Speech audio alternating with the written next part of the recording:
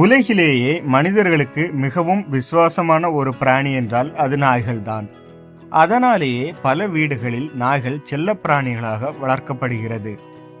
பல சமயங்களில் நாய்கள் மனித உயிர்களை காப்பாற்றிய சம்பவங்களை நாம் கேள்விப்பட்டிருப்போம்.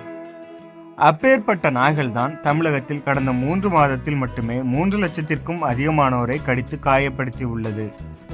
இதற்கு காரணம் பல வீடுகளில் பராமரிக்கப்படும் நாய்கள் குட்டி போட்டால் அதனை பராமரிக்க முடியாமல் அப்படியே அதனை தெருவில் விட்டுவிடுவதுதான். இப்படி பராமரிக்க முடியாமல் தெருவில் விடப்படும் நாய்கள் சரியான உணவு இன்றி சில மனித மிருகங்களால் தாக்கப்பட்டு வெறி பிடித்தது போல் ஆகிவிடும். இதன் காரணமாக நாய்கள் மீண்டும் மனிதனை தாக்கி கடித்து காயப்படுத்துகிறது. அரசின் சார்பில் பல்வேறு இடங்களில் ஊழியர்களால் நாய்கள் பிடிக்கப்பட்டு அவற்றிற்கு கருத்தடை செய்யப்படுகிறது. மேலும் நாய்களுக்கு ரேபிஸ் தடுப்பூசியும் போடப்படுகிறது. இருப்பினும் நாய்கள் மனிதனை கடிப்பது குறையவில்லை. இந்நிலையில் தெருக்களில் கேட்பாரற்று கிடக்கும் நாய்களை தங்களிடம் ஒப்படைத்தால் அவற்றை முறையாக பராமரித்து நல்ல மனிதர்களுக்கு நாங்கள் கொடுக்கிறோம். அதற்காக நாங்கள் டாக் ஹாஸ்டல் என்னும் இடத்தை நடத்தி வருகிறோம் என்கிறார் சஜின். மேலும் இது குறித்து அவர் கூறும் பொழுது, என்னோட நேம் சஜின். நான் இங்க என்னன்னா ரீட்டாபுரம் பஞ்சாயத்து ஆபீஸ் தாண்டி உள்ள இடத்துலதான் அந்த டாக் ஹாஸ்டல் வச்சிருக்கேன். இது கிட்டத்தட்ட ஒரு 7 வருஷமா ரன் பண்ணிட்டு இருக்கேன். இப்போதைக்கு பாத்தீங்கன்னா நம்மகிட்ட நிறைய நாட்டு பிரீடு டாக்ஸ் இருக்கு. டெய்லி ஈவினிங் 5 மணில இருந்து 6 மணி வரைக்கும் நம்ம கிட்ட யார் வேணாலும் வந்து அடாப்ஷனா எடுத்துட்டு போகலாம். ஃபுல்லா ஃப்ரீ அட்டை தான் நம்ம கொடுத்துட்டு இருக்கோம். இந்த நாய் வளர்ப்புலையும் நாய் தத்தெடுத்து இப்படி கொடுக்கறது, அதாவது இலவசமா தத்தெடுக்கிறது, இதுல வந்து உங்களுக்கு ஆர்வம் எப்படி வந்தது? ஆர்வம் எப்படி வந்து அப்படின்னு பாத்தீங்கன்னா, முதல் சின்னதாட்டு ரோட்ல அடிபட்டு இருக்கு, அப்ப அதுகளை எடுத்துட்டு வரோம், ஒரு சின்ன மருந்து வைக்கும் அப்படின்னு உள்ள எண்ணங்கள்ல தொடங்கி அதுகளை பாதுகாக்க ஆள் இல்லாத சூழ்நிலையில நம்ம இது அதுக்குன்னே கொடுத்தது மாதிரி அப்படி பண்ண தொடங்கணும். இன்னும் என்னன்னா, மனுஷங்களை விட கூடுதலாட்டு அதுகள்ட்ட பாசம் கிடைக்கும் போது இன்னும் கூட நமக்கு அதுல ஆர்வம் கூடுதலாயிருக்கு. நீங்க இப்ப எத்தனை வகையான நாய்கள் வளர்க்குறீங்க? அதுல வந்து பாதிக்கப்பட்ட நாய்கள் நீங்க எப்படி வகைப்படுத்தி வைக்கிறீங்க? இங்க எத்தனை வகையான நாய்ன்னு பார்த்தா 99% என்னன்னா ஸ்ட்ரீட்ல இருந்து எடுத்த டாகா தான் இருக்கு. இன்னும் ஒரு 1% உள்ளது சிலது யாராவது சூழ்நிலை சந்தர்ப்பங்களால அவங்களால வளர்க்க முடியாம எங்கேயாவது வெளியூர் இப்படின்னு உள்ள சூழ்நிலைகள் போறவங்களுக்கு டாகை எடுத்து இன்னொரு ஆளுக்கு அடாப்ஷன் கொடுத்துட்டு இருக்கோம்.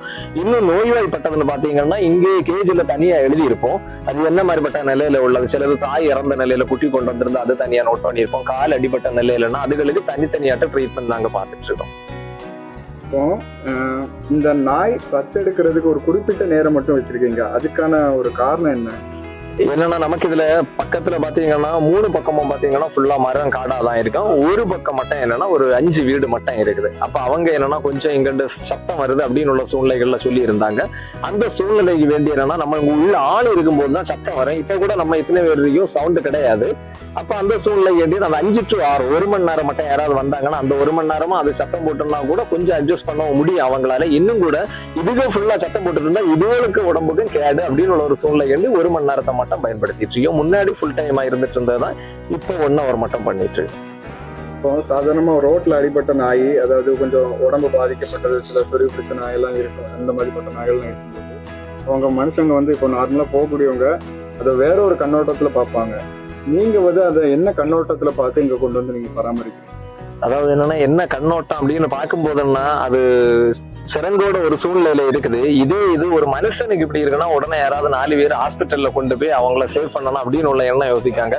அவங்க எப்படி மனுஷன் அந்த இடத்துல யோசிக்கிறாங்களோ அதே மாதிரி நான் இந்த விலங்குகளே என்னன்னா ஒரு மனிதாபிமானத்தோட பாக்கி அதனாலதான் அவங்களை இங்க கொண்டு வந்து தனியா ட்ரீட்மெண்ட் பண்ணி அதுகளை சேவ் பண்ணிட்டு இருக்கீங்க.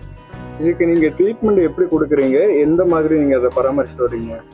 நான் ட்ரீட்மெண்ட் பாத்தீங்கன்னா, இங்க டாக்டர் ஃபெசிலிட்டிஸ் கிடையாது. நம்ம தான் கொண்டு போக வேண்டியது இருக்கு. இங்க என்னன்னா திக்கணங்கோடு மண்டே மார்க்கெட் 2 இடத்துல நாங்க கொண்டு போயிட்டு இருக்கோம். ஆனா அவங்க ஓரளவு நல்லா கேர் பண்றாங்க. இன்னும் கூட என்னன்னா அதுக்கான மெடிசின் எல்லாமே நமக்கு தெரியும் ஓரளவு கொடுக்கறது. ரொம்ப கியூர் ஆகாத சூழ்நிலையில உள்ள டாக்ஸ் அந்த மாதிரி பட்ட தான் நம்ம அங்க கொண்டு போக வேண்டியது இருக்கு. மற்ற மாதிரி சின்ன சின்ன ட்ரீட்மெண்ட்னா நாங்களே தான் பண்ணிட்டு இருக்கோம். இப்போ நாய் வளர்க்கக்கூடியவங்களுக்கு அதை நீங்க வந்து என்ன சொல்ல விரும்புறீங்க? நாய் வளர்க்கக்கூடியவங்கள்ட்ட முடிஞ்ச வரைக்கும் வளர்க்காதுங்கன்னு தான் சொல்ல விரும்புறேன். ஏன்னு பாத்தீங்கன்னா, வாங்குறவங்க ஒரு சின்னதா இருக்கும்போது அழகா இருக்கு அதுக்கு வேண்டி ஆசைப்பட்டு வாங்கியாங்க. ஒரு 6 மாசம் 1 வருஷம் ஆகும்போது என்னன்னா அவங்களுக்கு அதுல உள்ள ஈர்ப்புகள் குறையுது. ஏன்னா அதுக்கு முடி தொலியும் இல்ல ஸ்கின் இன்ஃபெக்ஷன் இப்படின்னு வரும்போது வேணா ஒரு இன்ஜெக்ஷன் போடுறாங்க. இப்ப கூட பாத்தீங்கன்னா ஹாஸ்பிட்டல் வரைக்கும் கொண்டு போக கூட யாரும் ஆர்வமா இல்ல. கூப்பிட்டா வாரது மாதிரி டாக்டர் இருக்காங்களா அப்படின்னு தான் எதிர்பார்க்க தொடங்கிட்டாங்க. இந்த சூழ்நிலையில அவங்க கூப்பிட்டா வர மாதிரி டாக்டர் நல்ல 2 நாள் ட்ரீட்மெண்ட் பண்ணுவாங்க. அதுக்கே மேல பண்ண மாட்டாங்க. ஸ்ட்ரீட்ல தான் விடுவாங்க. விடும்போது என்னோட நேரங்களும் வேலைப்படுவோம் தான் கூடுது. ஏன்னா அவங்க வளர்த்துட்டு குறிப்பிட்ட நாள்ல வெளியில தள்ள எனக்கு தான் அது கஷ்டமாயிருக்கு. அதனாலதான் சொல்லுவோம், முடிஞ்ச வரைக்கும் வளர்க்காதுங்க.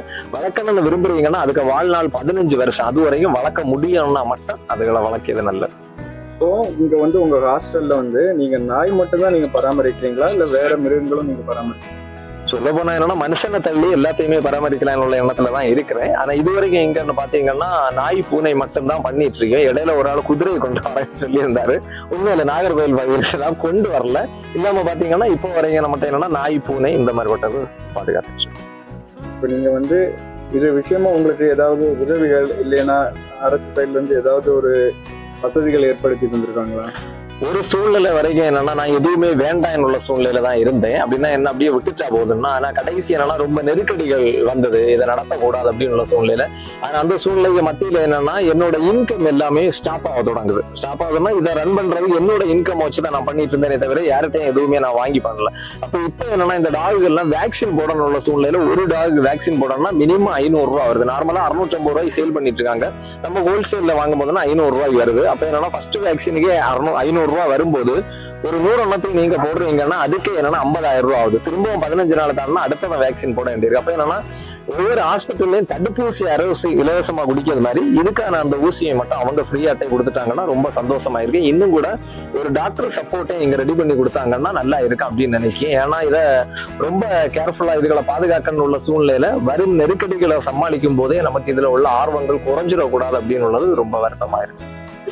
எண்ணிக்கை அளவிலான நாய்களை நீங்க பராமரிச்சு இப்ப இன்னைக்கெல்லாம் பாத்தீங்கன்னா இதுல ஒரு 50 நாயும் ஒரு 23 பூனையும் தான் இருக்குது. நார்மலா இடையில எல்லாம் பாத்தீங்கன்னா 200க்கு மேற்பட்ட நாய் இங்க இருந்தது. இந்த பிரச்சனைகளும் சூழ்நிலையை சமாளிக்க வேண்டி இன்னொன்று வேக்சின் எல்லாம் நம்ம ஃபாலோ பண்ண வேண்டிய சூழ்நிலையில இருக்கனால இப்போதைக்கு அதுக்கு எண்ணிக்கையை கொஞ்சம் கம்மியாயிருக்கும். முன்னாடி கூட நீங்க ஒரு 4 மாசத்துக்கு முன்னாடி பாத்தீங்கன்னா கன்னியாகுமரி டிஸ்ட்ரிக்ட்ல ஸ்ட்ரீட்ல பாத்தீங்கன்னா சின்ன பப்பீஸ் எக்கச்சக்கம் அங்கே இங்கேயும் இருந்திருக்கேன்.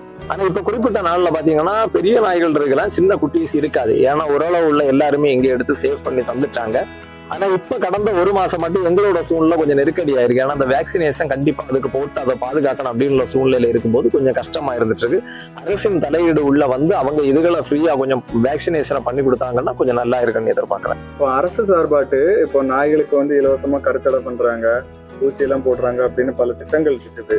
இப்போ அந்த திட்டத்தின் மூலமாக ஏதாவது பயன்கள் உங்களுக்கு வந்தறியுதா? வந்த தடைதான் பார்த்தா என்னோட மெயின் எதிர்பார்ப்பு என்னன்னா ஸ்ட்ரீட்ல உள்ள எல்லா டாக்ஸுக்கும் கருத்தடை பண்றது. ஏன்னா டெய்லி சின்ன டாக்ஸ் அடாப்ஷன் எடுக்கிறோம் கொடுக்குறோம், இதுக்கான நிரந்தர தீர்வு கிடையாது. கண்டிப்பா கருத்தடை பண்ணும்போது தான் அது முடியும். இப்போ இங்க தனியா ஒரு கருத்தடை மையம் கவர்மெண்டே ரெடி பண்ணி அதுகளை பண்ணா ஈஸியா இருக்கு. இல்லைன்னா நம்மளோட பணின்னு உள்ளது டெய்லி இப்படி நாளுக்கு நாள் கூடிட்டே போகுமே தவிர குறைய வாய்ப்புகள் இல்லாத ஒரு சூழ்நிலையில இருக்கு. இன்னும் கூட பார்த்தா இப்ப கவர்மெண்ட் என்னன்னா ரேபிஸ் இன்ஃபெக்ஷன் வராம இருக்கிறதுக்கு ஸ்ட்ரீட்ல உள்ள எல்லா டாகுக்கும் வேக்சின் போடுற ஒரு ஸ்கீம் கொண்டு வந்திருந்தாங்க. ரொம்ப வரவேற்கத்தக்க விஷயமா இருந்தா கூட அங்கேயும் 1-2 மிஸ்டேக் ஆயிருக்கு. என்னன்னு பாத்தீங்கன்னா நார்மலா இப்ப ஒரு குறிப்பிட்ட இந்த ஒரு மாசத்துக்குள்ள நாங்களே 2 ரேபிஸ் உள்ள டாக் எடுத்திருந்தோம் ஸ்ட்ரீட்ல அடிபட்ட நிலையில. அப்ப இதுல நான் என்ன சொல்லியேன்னா ஒரு ரேபிஸ் உள்ள டாகை இன்னொரு டாக் கூட போடும்போது அதுக்கு சலுவா எச்சில் ஏதாவது அதுக்கு மேல படும்போது அதுக்கு அது வர வாய்ப்பு இருக்கு. அப்ப ஒரே வண்டியில 15 டாக்ஸை சேர்த்து ஏற்றும் போது ஒண்ணுக்கு இன்ஃபெக்ஷன் இருந்ததுன்னா கூட மீதி 15க்கு வரும். அப்ப அதனால எந்த பிரயோஜனம் கிடையாது. அப்ப நான் என்னோட கருத்து என்ன சொன்னேன்னா ஒரு வலை வச்சு நீங்க ஒரு இடத்துல பிடிக்கிற இடத்துல வச்சு வேக்சினை போட்டுட்டு பெயிண்ட் அதுக்கு அடிச்சு விட்டாலே போதும். பெயிண்ட்னு சொல்லும் போது 30 நாள் வரைக்கும் அதுக்கு உடம்புல இருக்கு, அதுவே போதும். இல்லாம அதுக்கு காதுல ஹோலோ இல்ல கழுத்துல பெல்ட்டோ போட்டா கூட ஸ்ட்ரீட்ல ஓடிய நாய்னு சொல்லும் போது எங்கேயாவது போய் லாக் ஆகி நின்னா கழுத்து டைட் ஆகிடும். காதுல இது பண்ணும் போதுன்னா அதுல புழு வந்து சிலதுக்கு இதாக வாய்ப்பு இருக்குன்னு இப்படி ஒரு கருத்தை நம்ம என்னன்னா முன் வச்சிருக்கோம். ஆனா அந்த கருத்து அங்க என்னன்னா ஏற்கப்பட்ட சூழ்நிலையில இல்லாததை யோசிக்கும் போது வருத்தமாயிருக்கு.